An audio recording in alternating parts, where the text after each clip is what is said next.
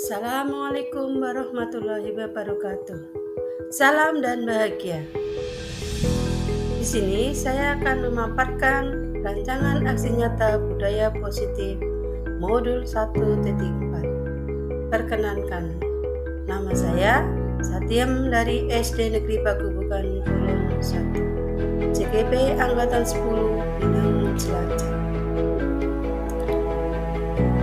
Latar belakang. Konsep inti dari budaya positif belum dipahami secara merata oleh seluruh warga sekolah, sehingga lingkungan sekolah yang positif bagi anak belum dapat tercipta dengan baik.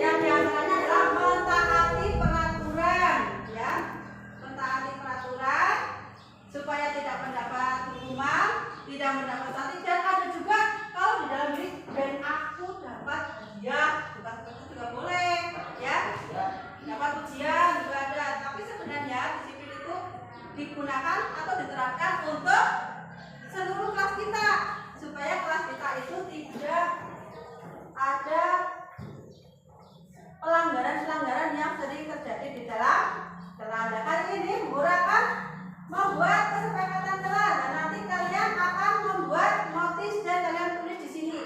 Kalau yang warna merah digunakan yang tidak boleh dilakukan di kelas, ya. Kalau yang warna hijau ini berarti yang diperbolehkan dilakukan di kelas. Asan, saya pernah di sini kalau gitu ya. Iya, mati sama kalian ya. Ya.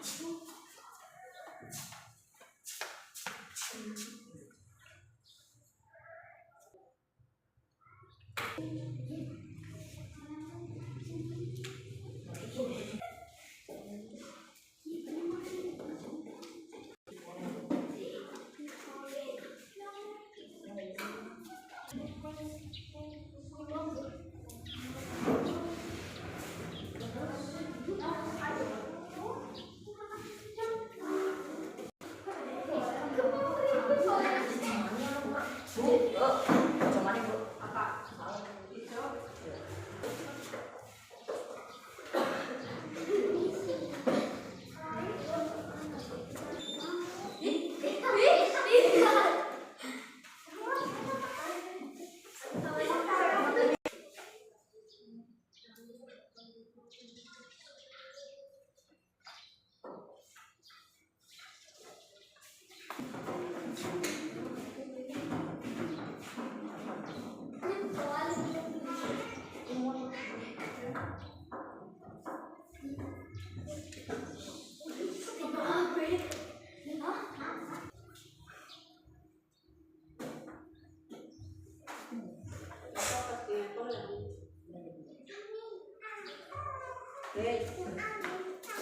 Makan saat jam pelajaran. Berarti apa ini? Intinya tidak boleh makan saat pelajaran. Tidak boleh membawa uang jajan lebih dari. Tidak boleh mengejek sesama teman. Berarti ini hubungannya tentang saling menghormati sesama teman. Berarti kesimpulannya kita harus saling menghormati sesama. Berarti saat pelajaran harus memperhatikan, ya, harus memperhatikan atau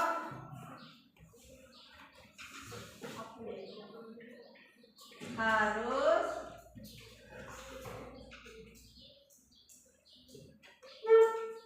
memperhatikan saat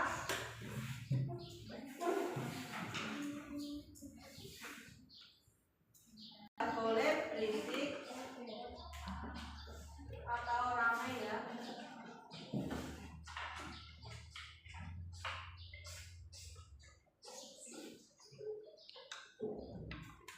Terus yang lain, agar tidak ada hukuman dan sanksi, harus piket datang lebih awal. Berarti piket datang lebih awal ini sama. Membawa bekal. Piket kelas datang tepat waktu. Memakai pakaian yang rapi. Pakai pakaian yang rapi. Maksudnya harus berpakaian terus, ya.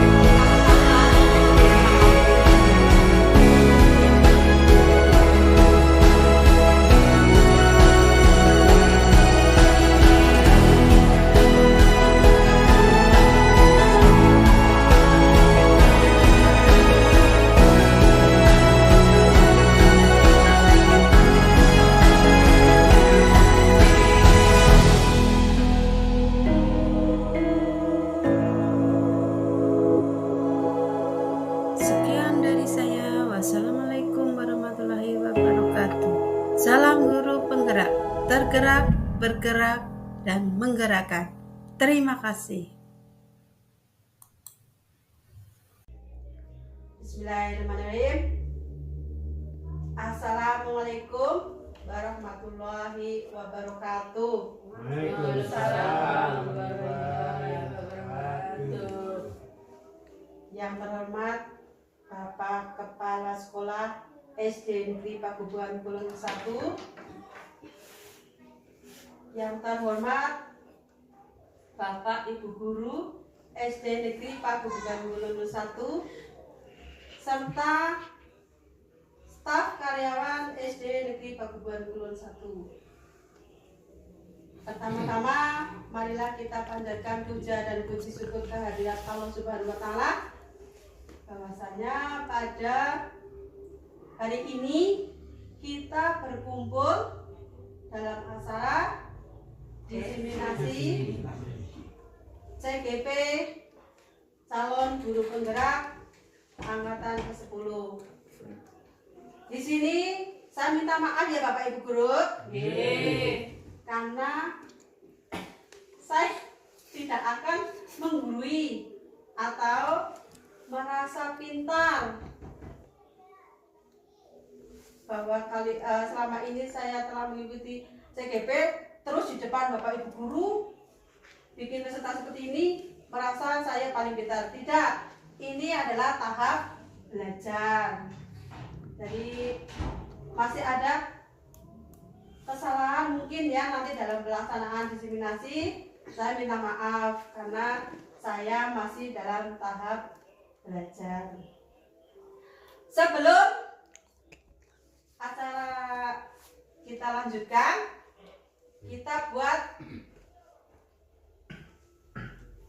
suasana kita supaya tidak tegang ya. Kita buat rileks, jangan terlalu tegang karena ini hanya bukan seperti kita merasa sedang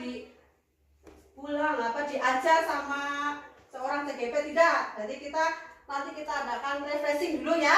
Ya Bapak Ibu guru. Ya. Saya kasih contoh dulu, nanti Bapak Ibu ikuti ya. Pertama, saya akan berpermainan yaitu tepuk jempol. Pertama, tepuk jempol. Jempol kanan, jempol kiri, 2 jempol. Oke. Bisa? Bisa apa tidak Bapak Ibu? Ya. Oke, sekarang kita mulai. Itu tepuk jempol. Nanti ada permainan lagi yang kedua. Saya harap Bapak Ibu guru tidak terlalu tegang ya.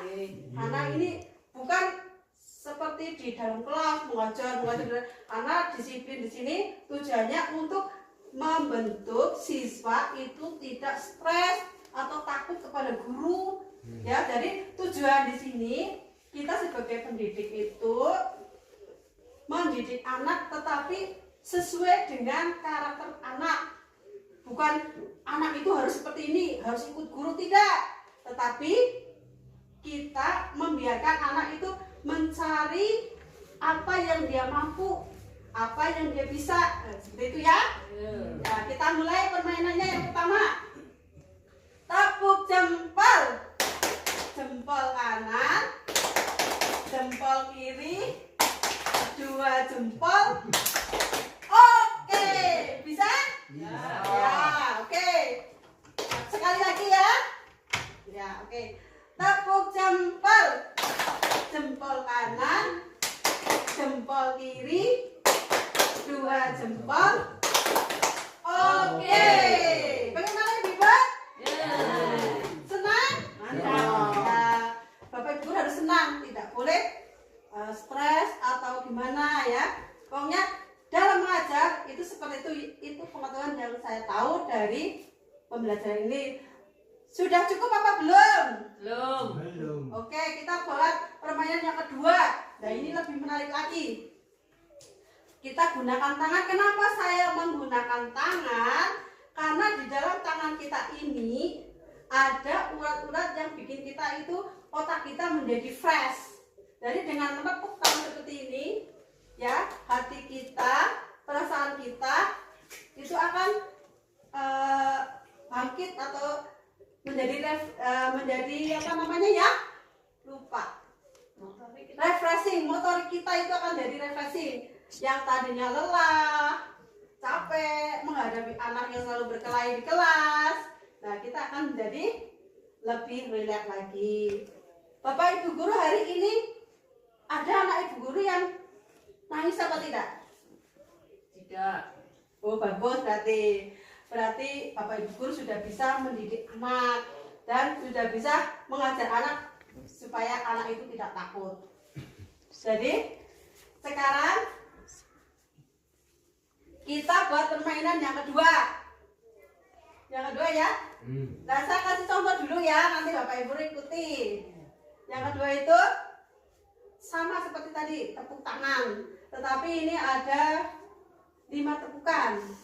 Saya kasih contoh dulu ya. Yang pertama, tepuk 1, tepuk 2, tepuk 3, tepuk 4, tepuk 5.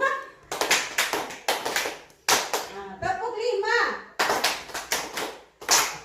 Ya, seperti itu. Bisa apa tidak? Bisa apa tidak? Bisa ya? Nah, kita ulangi lagi. Ya, tahu. Tepuk 1, tepuk 2, tepuk 3, tepuk 4, tepuk 5, tepuk 5. Bisa? Ya. Pertama ke kanan dulu. Nggak apa-apa pedas. Yang penting kan otak kita jadi refreshing ya. Tidak tegang lagi seperti tadi ngantuk, kepengen tidur. Gara-gara tepuk tangan mata kita jadi Terang. terbuka, bukan terang ya. Kita ulangi ya. Kanan dulu ya yang dilakukan ya. Kanan dulu. Oh, kanan ya. Ya. Ulangi ya. Dua. Tepuk 1, tepuk 2, tepuk 3, tepuk 4, tepuk 5, 2 kali tepuk 5. Bingung lah. Pedes, Bu. Selanjutnya yang kedua itu posisi kontrol guru. Nah, seperti tadi ya, guru tidak boleh mengontrol anak ini harus berbuat seperti ini, anak ini harus berbuat seperti ini, tidak boleh. Dalam materi Merdeka Mengajar, anak tidak boleh kita kontrol, tapi kita yang mengikuti anak itu mau berbuat apa. Jadi kita hanya mengarahkan mendampingi anak supaya menjadi apa atau membentuk, seperti kita menanam tanaman jagung. Petani tidak boleh membentuk jagung ini berbentuk seperti ini, tidak boleh. Jadi kita itu seperti seorang petani. Jadi membiarkan anak tumbuh seperti apa yang dia miliki ya. Jadi kita hanya menjaga anak itu jangan sampai melenceng dari apa yang dia inginkan. Jadi kita tidak boleh mengontrol anak. Kamu harus jadi seperti ini, kamu harus jadi seperti ini, kamu harus seperti ini, tidak boleh. Tapi kita biarkan anak itu sesuai dengan kemampuan yang dia mau atau talenta, ya, kepintaran, keahlian dari masing-masing siswa itu kan berbeda-beda, ya Bapak Ibu, berbeda apa tidak? Ya, jadi anak itu ada yang pintar, ada yang sedang, ada yang bodoh ya. Jadi kita tidak boleh membuat mereka sama. Jadi kita biarkan mereka keinginannya apa, ingin jadi apa, tidak boleh harus seperti ini. Pelajarannya ini, kamu harus seperti ini, tidak boleh. Itu yang namanya posisi kontrol guru. Terus yang ketiga, nilai-nilai kebajikan. Nah, nilai-nilai kebajikan yaitu keyakinan kelas. Dalam suatu kelas itu harus memiliki keyakinan bahwa kelas kita itu lebih bagus dari kelas yang lain. Keyakinan kelas itu bisa kita buat kesepakatan di dalam kelas kita. Seperti yang pernah saya lakukan waktu mengajar kelas 5 kemarin, kita buat kesepakatan kelas. Jadi mereka itu akan berbuat disiplin sesuai dengan kemauan mereka. Seperti kemarin saya telah membuat kesepakatan kelas, yaitu pertama, anak yang piket tidak boleh datang terlambat. Terus tidak boleh menyontek. harus rajin menabung. Berarti kesepakatannya itu tidak boleh membawa uang saku lebih dari 5.000. Itu kesepakatan ke kelas. Terus tidak boleh mengganggu teman. Jadi sesama teman itu harus saling menyayangi. Tidak boleh saling bertengkar satu sama lain ya. Jadi kita tanamkan supaya sesama teman mereka saling menyayangi. Terus kita buat keyakinannya, kita buat susunannya di dalam kertas folio ya, ditulis, terus mereka menandatangani kesepakatan yang mereka buat ya, seperti tadi ya sudah kesepakatan. Jadi mereka dengan sendirinya itu disiplin, tidak boleh bawa uang saku lebih. Kan kadang anak ya, ada yang kaya, ada yang miskin, ada yang sedang. Tapi kalau mereka buat kesepakatan, ya mereka mau tidak mau ya menaati peraturan yang ada di dalam kelas. Itu yang pernah saya terapkan di kelas saya. Nah itu juga saya tahu juga dari pembelajaran CGP ini. Jadi saya sampaikan kepada Bapak Ibu Guru ya, barangkali ini bisa bermanfaat untuk Bapak Ibu Guru semua. Terus yang keempat, segitiga restitusi kebutuhan dasar murid. Kebutuhan dasar murid ini yang saya pahami ya, misalkan anak melakukan kesalahan, kita tidak boleh langsung menyalahkan anak itu, tapi kita tanya dulu apa sebabnya dan apa konsekuensi dari apa yang dia lakukan. Terus perbaikan-perbaikan apa yang dia akan lakukan untuk memperbaiki kesalahan-kesalahan itu. Contoh misalkan anak didik saya kemarin membuat temannya sendiri menangis. Saya tidak langsung menyalahkan atau apa tidak, tapi saya tanyakan, mengapa kamu pikir dia menangis? Terus alasannya apa? Setelah tahu alasannya, baru kita tanya, kalau kamu sudah melakukan kesalahan itu, konsekuensinya apa bagi anak itu? Dan apa yang harus kamu lakukan? Nah, setelah itu baru dia sadar dan dia berjanji kepada saya untuk tidak melakukan kesalahan yang pernah dia lakukan kepada temannya. Seperti kemarin waktu itu si Irul ya bikin nangis temannya sendiri karena dia marah kan ya, karena emosi dia marah dan membalas perbuatannya kepada temannya itu hadir. Dan maaf ya Bapak Ibu, sedikit waktu. Sebenarnya saya pengen minum, tapi di sini tidak ada gelas ya. Sebentar ya, tak apa-apa. Nah itu namanya segitiga restitusi. Jadi kita harus membuat pertama anak itu mengakui kesalahan, yang kedua mengakui kesalahan, yang ketiga memperbaiki kesalahan yang telah dia lakukan kepada temannya. Itu namanya segitiga restitusi. Next.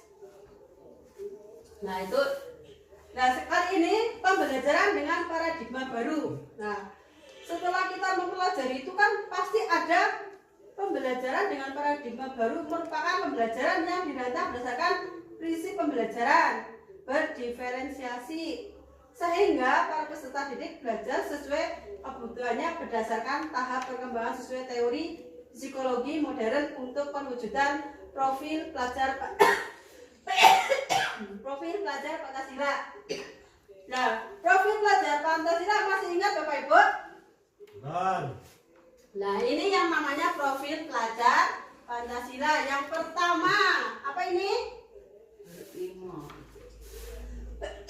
Beriman bertakwa kepada Tuhan yang Maha Esa dan berakhlak mulia. Itu kan termasuk profil pelajar Pancasila. Yang kedua, mandiri. Yang ketiga, bernalar Kristis. Yang keempat, kreatif, kelima bergotong royong, dan yang keenam adalah berkebinekaan global. Jadi kita itu disuruh membentuk anak supaya seperti ini. Kira-kira bisa apa tidak Bapak Ibu? Bisa. Ya, insya Allah ya. Nah, kita akan belajar sedikit demi sedikit. Sebenarnya kita sudah pernah melakukan itu, tetapi kadang kita tidak terasa apa yang sudah pernah saya lakukan karena kita belum belajar teori itu. Nah, sekarang saya belajar tentang teori itu, jadi saya sampaikan kepada Bapak Ibu guru, bukan guru ya, ini hanya sekedar sharing tentang pelajaran yang telah saya ikuti selama ini, yaitu tentang pembelajaran dengan paradigma baru. Saya juga pernah mengalami yang namanya bocah besil banget.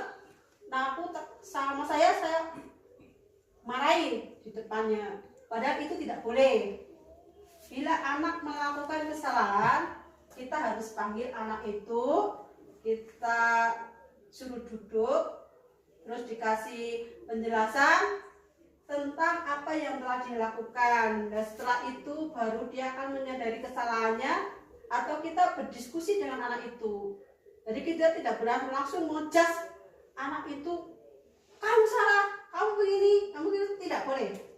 Ya, kita harus menghormati anak tersebut, bahwa anak itu sebenarnya ingin dihormati, ya, ingin dihormati, ingin diperhatikan, ingin mendapat kasih sayang dari kita sebagai guru. Selanjutnya yang kedua itu posisi kontrol guru.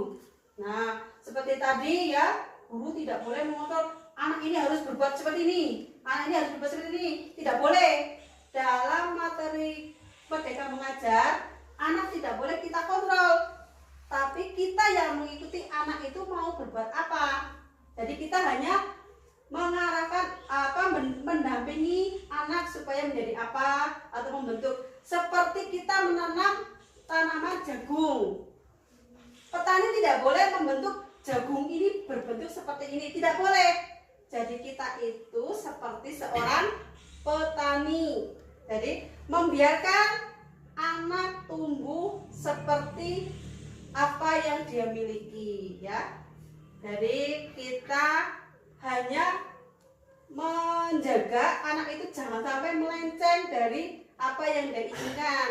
Jadi kita tidak boleh mengontrol anak, kamu harus jadi seperti ini, kamu harus jadi seperti ini, kamu harus seperti ini, tidak boleh. Tapi kita biarkan anak itu sesuai dengan kemampuan yang dia mau, atau talenta, ya, kepintaran, keahlian dari masing-masing siswa itu kan berbeda-beda, ya Bapak Ibu? Berbeda apa tidak? Ya, jadi anak itu ada yang pintar, ada yang sedang, ada yang bodoh, ya. Jadi kita tidak boleh membuat mereka sama. Jadi kita biarkan mereka keinginannya apa, ingin jadi apa, tidak boleh harus seperti ini. Pelajarannya ini, kamu harus seperti ini, tidak boleh.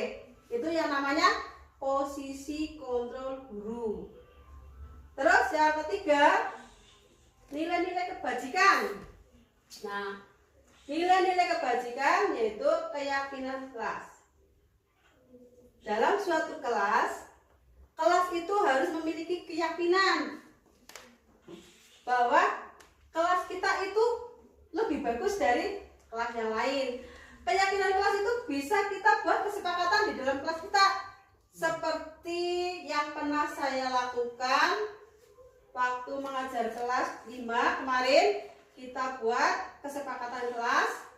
Jadi mereka itu akan berbuat disiplin sesuai dengan kemauan mereka. Seperti kemarin saya telah membuat kesepakatan kelas, yaitu pertama, anak yang piket tidak boleh datang terlambat. Terus tidak boleh menyontek, harus rajin menabung. Berarti kesepakatannya itu tidak boleh membawa uang saku lebih dari 5.000. Itu kesepakatan itu kelas. Terus tidak boleh mengganggu teman. Jadi sesama teman itu harus saling menyayangi, tidak boleh saling bertengkar satu sama lain ya. Jadi kita tanamkan supaya sesama teman mereka saling menyayangi.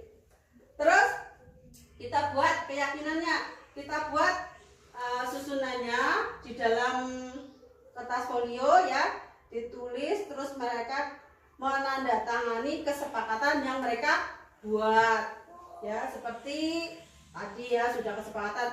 Jadi mereka dengan sendirinya itu disiplin, tidak boleh bawa saku lebih. Kan kadang anak ya, ada yang kaya, ada yang miskin, ada yang sedang. Tapi kalau mereka buat kesepakatan, ya mereka mau tidak mau ya menaati peraturan yang ada di dalam kelas. Itu yang pernah saya terapkan di kelas saya. Nah itu juga saya tahu juga dari pembelajaran CGP ini. Jadi saya sampaikan kepada Bapak Ibu Guru ya, barangkali ini bisa bermanfaat untuk Bapak Ibu Guru semua. Terus yang keempat, segitiga restitusi kebutuhan dasar murid.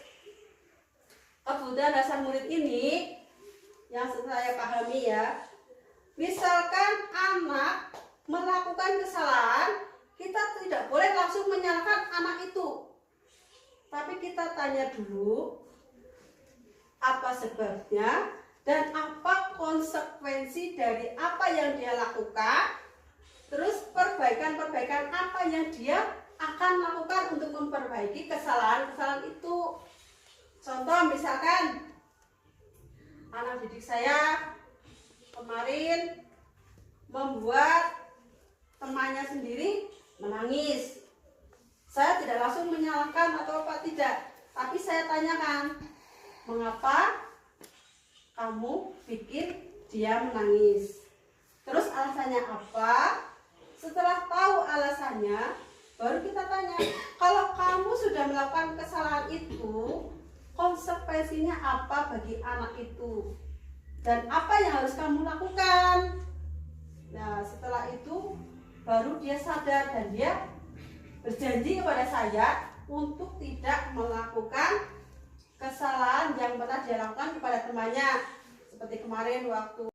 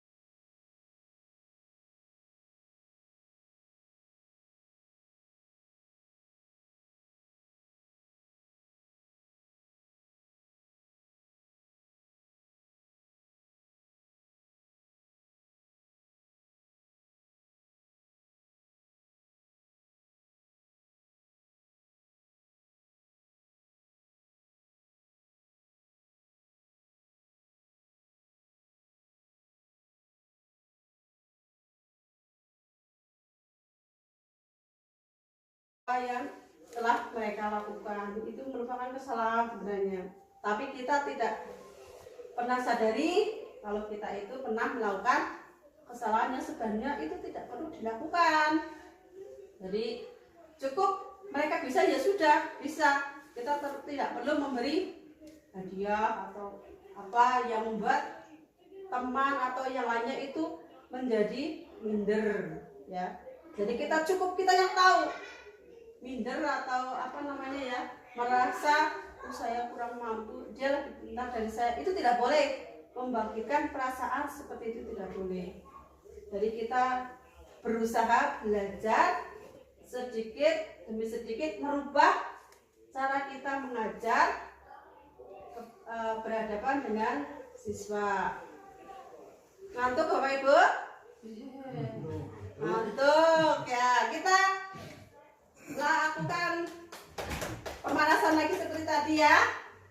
Nah, tepuk jempol, jempol kanan, jempol kiri, 2 jempol. Oke, bagaimana, sudah ada? Masih ngantuk? Masih ngantuk ya. Memang kalau materi seperti ini membuat kita ngantuk ya. Atau mau joget-joget?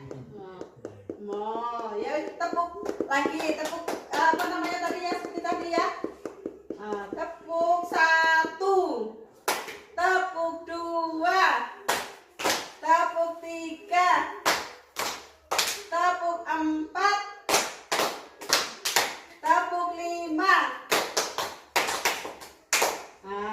Sudah? Masih ngantuk lagi? Masih ya. Ya, kalau masih ngantuk ya boleh dengarkan sambil ngantuk. Ya. Oke. Sekarang selanjutnya, next. Nah, di sini disiplin positif. Disiplin berasal dari kata disiplin yang artinya belajar. Disiplin mengacu pada disiplin diri yang memiliki tanggung jawab terhadap apa yang dilakukannya berdasarkan nilai-nilai yang diyakini.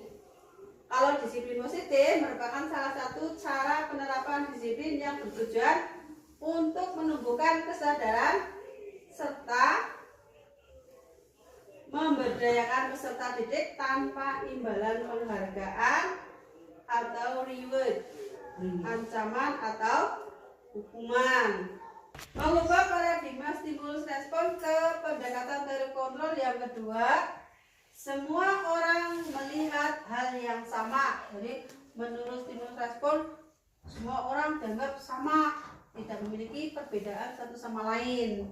Tapi sebenarnya dalam teori, setiap orang itu memiliki gambaran yang berbeda. Jadi orang itu memiliki cita-cita beda.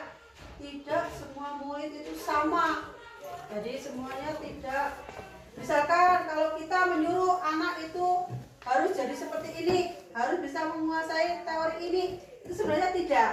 Jadi setiap orang itu biasanya memiliki kebiasaan atau memiliki kepandaian yang berbeda-beda. Contohnya misalkan ada anak yang pinter dalam hal matematik, tapi misalkan dalam pelajaran agama atau yang lainnya itu beda atau tidak menguasai. Itu seperti itu pasti ada. Nah, kita itu kalau dalam stimulus respon anggap kalau murid itu semuanya sama, tapi sebenarnya itu berbeda. Yang ketiga, mencoba mengubah orang agar berpandangan sama dengan kita. Nah, itu dalam stimulus respon biasanya kan anak harus bisa seperti ini. Nah, kita anggap mereka itu pasti bisa seperti apa yang kita inginkan. Tapi dalam teori kontrol, kita berusaha memahami pandangan orang lain tentang dunia. Jadi anak-anak itu memiliki pemikiran yang berbeda daripada apa yang kita inginkan. Terus selanjutnya, perilaku buruk dilihat sebagai suatu kesalahan. Nah, biasanya kan kita melihat anak kita nakal. Nah, kita langsung menganggap kamu salah, kamu harus seperti ini. Dan itu tidak boleh. Dalam teori kontrol, semua perilaku memiliki tujuan. Jadi anak itu melakukan kesalahan, sebenarnya dia itu memiliki tujuan. Misalkan dia memukul teman, nah kita sebagai seorang guru itu harus tahu sebenarnya anak itu sebenarnya ingin diperhatikan. Jadi dia membuat keributan atau membuat apa supaya kita itu memperhatikan dia. Ada anak itu mencubit temannya, jadi kita kan harusnya dekati dia, jangan langsung membentak, jangan nakal, jangan seperti itu, tidak boleh. Jadi kita dekati.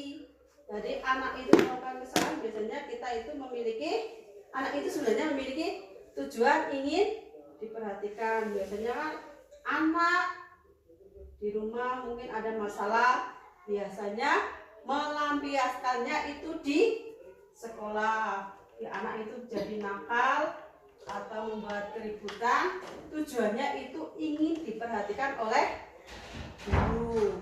Terus yang selanjutnya, orang lain bisa mengontrol saya. Pada pemikiran ini biasanya kan kita berpikiran, nah orang lain itu mengontrol saya harus begini gitu ya. Tapi sebenarnya dalam teori kontrol, hanya Anda yang bisa mengontrol diri Anda. Ya, jadi guru itu tidak memiliki hak untuk membuat anak itu berbuat seperti ini atau harus menguasai ini. Itu tidak boleh. Jadi kita biarkan anak itu berkembang dengan sendirinya. Jadi misalkan anak itu inginnya dia pandai dalam hal misalkan keterampilan, walaupun dalam teori dia kurang, kita harus mendampingi dia, kita harus tolong dia.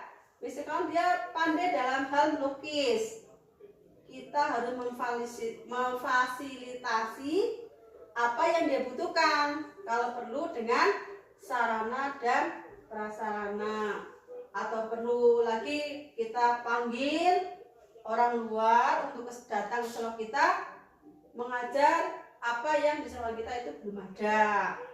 Itu yang keempat. Selanjutnya kelima, yang keenam ya, pemaksaan ada pada saat bujukan gagal. Nah, biasanya anak melakukan kesalahan dibujuk karena dia tidak mau dibujuk, akhirnya kita berteriak dengan keras atau mungkin memukul atau mencubit dulu ya sebelum ada teori kontrol. Tapi kalau sudah ada teori kontrol, yang sebenarnya harus yang kita lakukan itu kita kolaborasi dan konsensus menciptakan pilihan-pilihan baru. Jadi kalau anak melakukan kesalahan, kita tidak boleh langsung marah pada dia, tapi kita diskusi kenapa kamu melakukan kesalahan, terus jalan penyelesaiannya bagaimana. Nah, kita cari solusi dari apa yang telah dia perbuat, terus kita bangkitkan semangat dia supaya tidak melakukan kesalahan itu lagi, dan dia melakukannya itu dengan sendirinya atau dengan ikhlas. Jadi tanpa kita suruh, dia sudah merubahnya sendiri. Terus yang selanjutnya adalah model berpikir menang atau kalah. Nah, ini juga salah ya dalam stimulus respon ya. Kita sering melakukan memberi tugas pada anak. Misalkan kalau tugasnya baru kita kasih nilai A+, yang kurang bagus dikasih nilai C atau D. Menurut ini tidak boleh. Model berpikir menangan itu tidak boleh. Jadi anak melakukan apa saja cukup kita yang tahu. Kita tidak boleh memberi namanya reward apa itu ya. Selalu memberi hadiah, selalu memberi peringkat atau memberi nilai tentang apa yang telah mereka lakukan. Itu merupakan kesalahan sebenarnya. Tapi kita tidak pernah sadari kalau kita itu pernah melakukan kesalahan yang sebenarnya itu tidak perlu dilakukan. Jadi cukup mereka bisa ya sudah bisa, kita tidak perlu memberi hadiah atau apa yang membuat teman atau yang lainnya itu menjadi minder ya. Jadi kita cukup kita yang tahu minder atau apa namanya ya, merasa saya kurang mampu, dia lebih pintar dari saya, itu tidak boleh. Membangkitkan perasaan seperti itu tidak boleh. Jadi kita berusaha belajar sedikit demi sedikit merubah cara kita mengajar berhadapan dengan siswa. Ngantuk Bapak Ibu? Ngantuk ya. Kita lakukan pemanasan lagi seperti tadi ya. Tepuk jempol, jempol kanan, jempol kiri, 2 jempol. Oke, bagaimana, sudah ada, masih ngantuk? Masih ngantuk ya. Memang kalau materi seperti ini membuat kita ngantuk ya. Atau mau joget-joget? Mau ya, tepuk lagi, tepuk apa namanya tadi ya, seperti tadi ya. Tepuk 1, tepuk 2, tepuk 3, tepuk 4, tepuk 5. Sudah? Masih ngantuk lagi? Masih ya. Ya, kalau masih ngantuk ya boleh dengarkan sambil ngantuk. Ya. Oke. Sekarang selanjutnya, next. Nah, di sini disiplin positif. Disiplin berasal dari kata disiplin yang artinya belajar. Disiplin mengacu pada disiplin diri yang memiliki tanggung jawab terhadap apa yang dilakukannya berdasarkan nilai-nilai yang diyakini. Kalau disiplin positif merupakan salah satu cara penerapan disiplin yang bertujuan untuk menumbuhkan kesadaran serta memberdayakan peserta didik tanpa imbalan penghargaan atau reward, ancaman atau hukuman. Apa yang namanya disiplin? Disiplin adalah artinya belajar, mengacu pada memiliki tanggung jawab terhadap apa yang dilakukan berdasarkan nilai-nilai yang diyakini. Terus disiplin positif, apa disiplin positif? Ayo Bapak jelaskan apa itu disiplin positif?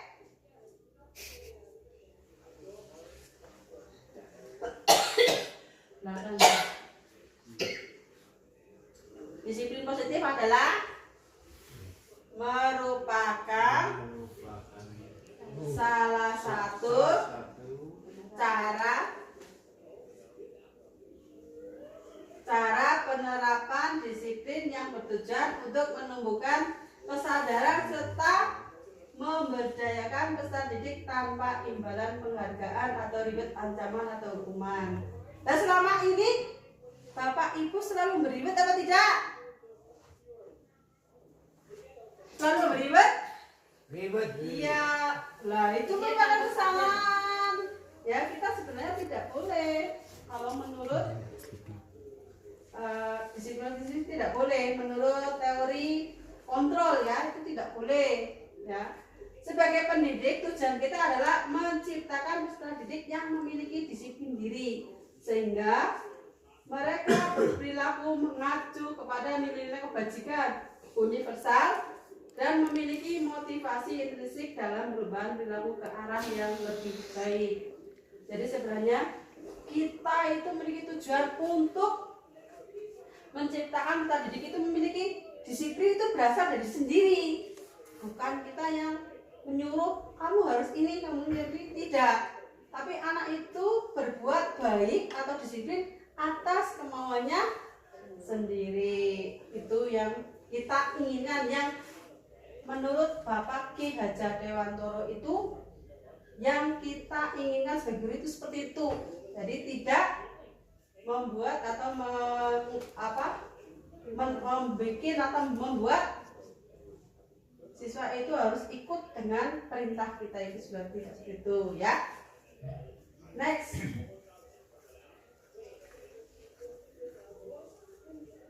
Nilai-nilai kebajikan.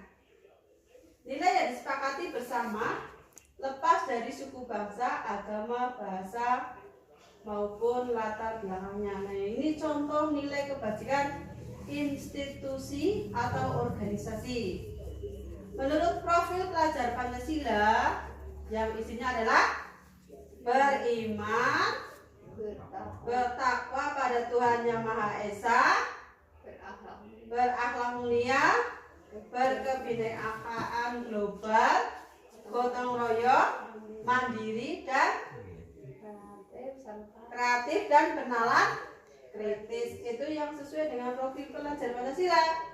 Kalau yang menurut bahasa Ibu Primaris Year Program atau PYP, toleransi, rasa hormat, integritas, mandiri, menghargai, antusias, empati, keingintahuan, kreativitas, kerjasama, percaya diri dan komitmen. Itu menurut Primary Years Program atau PYP.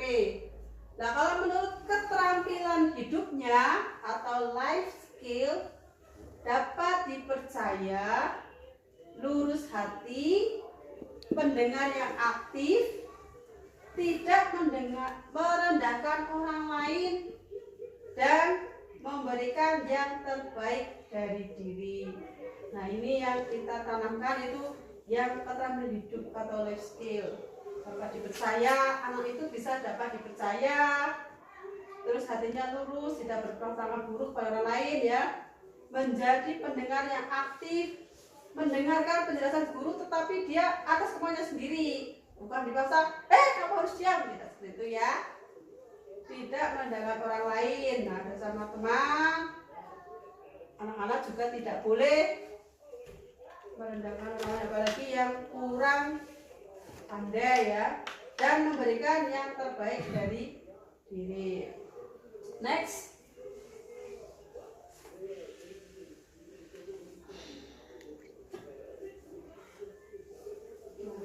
Kebutuhan dasar manusia. Sebenarnya apa sih kebutuhan dasar manusia? Coba dibaca Bu Dwi. Kebutuhan dasar manusia adalah segala sesuatu yang kita lakukan untuk mendapatkan apa yang kita inginkan. Ya, kebutuhan dasar manusia adalah segala sesuatu yang kita lakukan untuk mendapatkan apa yang kita inginkan. Sudah pernah dilakukan apa belum? Ya, nggak tahu. Sudah apa belum, nggak sadar ya. Ya, kebutuhan dasar manusia adalah segala sesuatu yang kita lakukan untuk mendapatkan apa yang kita inginkan. Sebenarnya itu sudah pernah kita lakukan, tapi kita tidak sadar kalau seluruh tindakan yang kita lakukan memiliki tujuan tertentu, dan semua usaha terbaik yang kita lakukan adalah dalam rangka agar kebutuhan dasar kita terpenuhi dengan baik ya. Kita itu memiliki tujuan dalam hidup, pasti memiliki tujuan. Tujuan dasar kita ya, kita ingin mendapatkan apa yang kita inginkan. Betul apa tidak? Betul. Jadi kita hidup pasti memiliki tujuan. Kalau kita hidup tidak memiliki tujuan, seperti kita berada di apa? Dalam peribahasanya itu apa ya? Nggak tahu. Dalam peribahasanya itu seperti kita berada di atas daun talas, terombang-ambing karena tidak memiliki tujuan. Dalam hidup pasti memiliki tujuan. Tujuan dasar kita ya, kita ingin mendapatkan apa yang kita inginkan. Betul apa tidak? Betul. Jadi kita hidup pasti memiliki tujuan. Kalau kita hidup tidak memiliki tujuan, seperti kita berada di apa? Dalam peribahasanya itu apa ya? Nggak tahu. Dalam peribahasanya itu seperti kita berada di atas daun talas, terombang-ambing karena tidak memiliki tujuan. Jadi kita harus memiliki tujuan. Tujuan kita itu apa? Nah, kalau sebagai guru pasti ya kita memiliki tujuan agar anak-anak didik kita itu kedepannya menjadi orang yang berguna bagi nusa dan bangsa dan sesuai dengan profil belajar Pancasila yang diagung-agungkan oleh menteri kita, yaitu siapa namanya ya?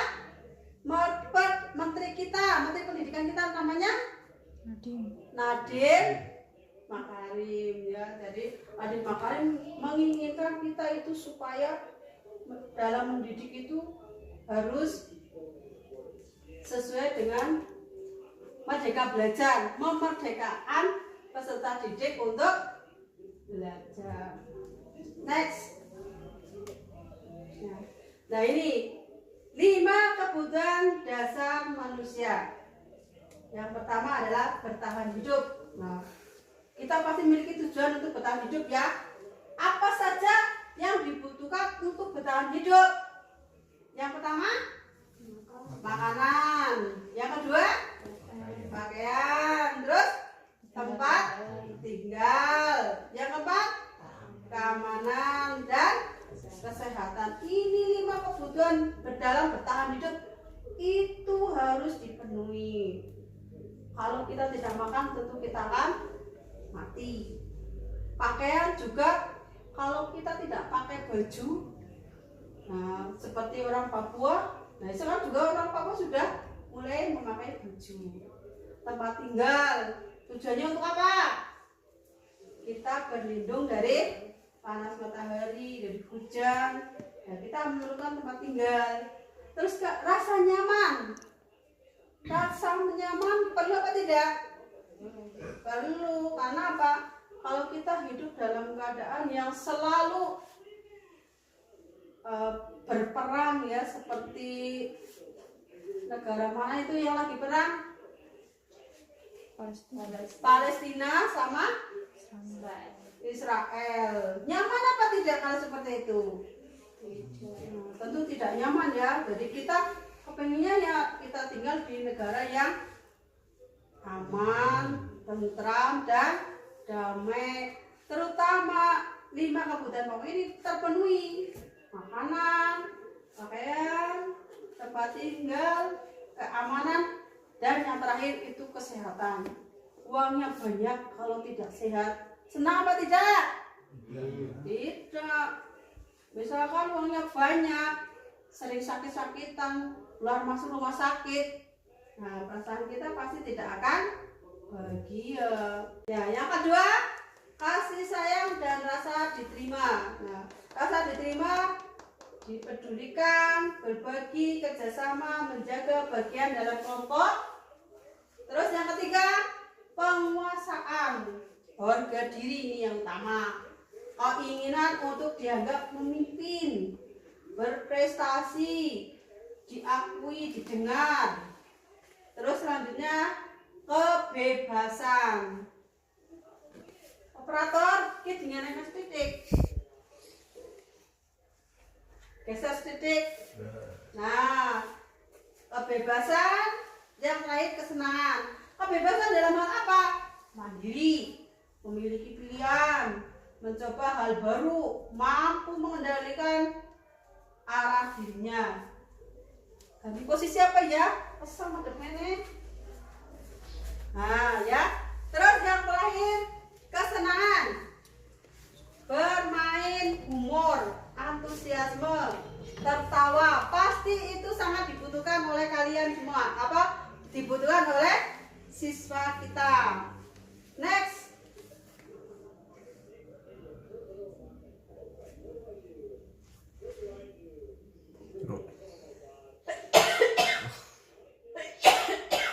Reaching out for what? Oh my God.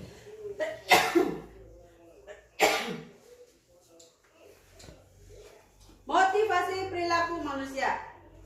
Yang pertama pasti untuk menghindari ketidaknyamanan atau hukuman. Yang kedua, untuk mendapatkan imbalan atau penghargaan dari orang lain.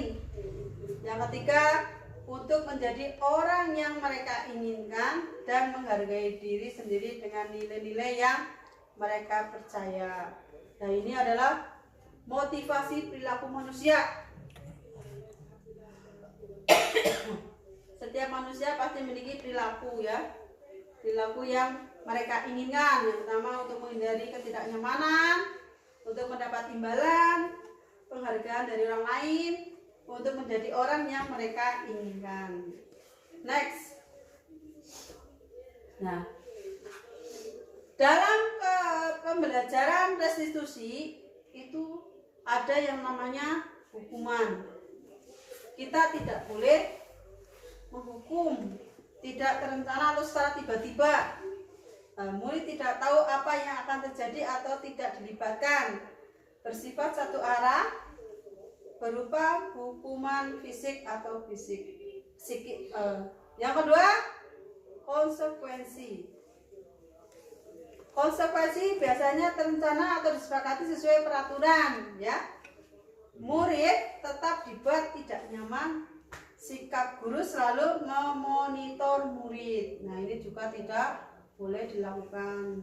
Yang ketiga, proses menciptakan kondisi bagi murid untuk memperbaiki kesalahan. Proses kolaborasi yang mengajarkan murid untuk mencari solusi sendiri ya. Ini termasuk pembelajaran restitusi. Jadi kita tidak boleh menghukum ya, terus tidak boleh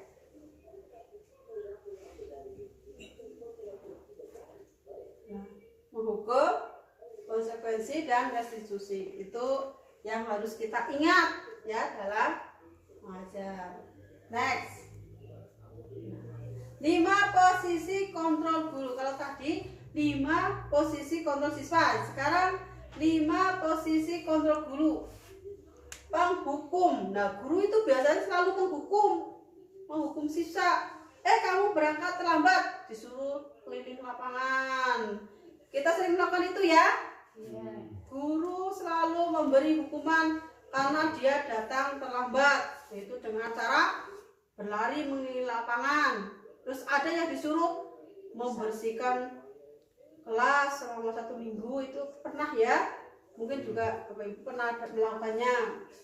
Terus yang kedua, pembuat merasa bersalah. Nah, karena anak itu melakukan kesalahan dan mendapat hukuman, akhirnya teman-temannya itu selalu membuli dia atau menyalahkan dia bahwa kamu telah melakukan kesalahan, jadi kamu dihukum. Nah, seperti itu tidak boleh. Akibat dari hukuman yang kita berikan, anak itu akan mendapat bullying dari temannya. Nah, ini juga tidak boleh kita lakukan. Terus teman, jadi kita harus mengarahkan anak-anak itu untuk tidak membuli, tetapi kita anggap walaupun dia melakukan kesalahan, tapi tetap anak itu menganggap teman walaupun dia bersalah. Jadi akan merasa nyaman. Pemantau.